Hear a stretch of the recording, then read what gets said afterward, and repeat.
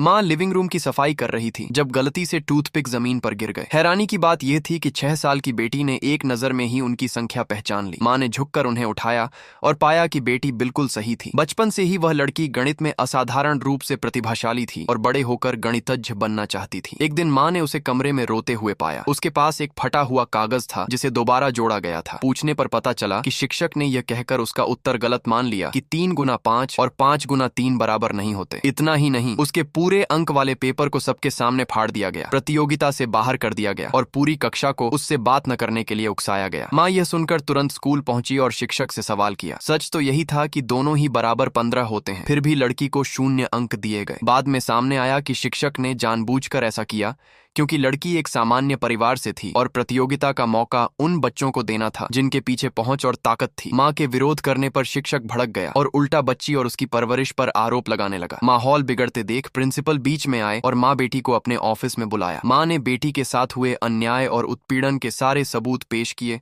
और चेतावनी दी कि वह इस मामले को कानूनी रूप से आगे बढ़ाएगी। प्रिंसिपल ने 3 दिन में कार्रवाई का आश्वासन दिया। माँ बेटी को लेकर घर लौट आई, लेकिन उसे यह नहीं पता था कि लगातार अपमान और अलगाव के कारण बच्ची हल्के अवसाद में जा चुकी थी। माँ ने छुट्टी लेकर उसे संभालना शुरू किया और फैसले का इंतजार करने लगी। 3 दिन बीत गए पर स्कूल से कोई जवाब नहीं आया। इसके बजाय माँ की कंपनी से फोन आया और उसे एक शिकायत के आधार पर नौकरी से निकाल दिया गया। शिक्षक ने उस पर उल्टे आरोप लगा दिए थे। उसी दिन बेटी को ओलंपियाड क्लास से भी निकाल दिया गया और समाज में उनके खिलाफ बातें फैलने लगी। माँ पूरी तरह टूट गई। बेटी ने मासूमियत से पूछा कि क्या उसकी वजह से माँ की नौकरी गई, लेकिन माँ ने उसे गले लगाकर समझाया कि यह दूसरों की गलती है, उसकी नहीं। कुछ समय बाद शिक्षक और प्रिंसिपल घर आए, लेकिन माँ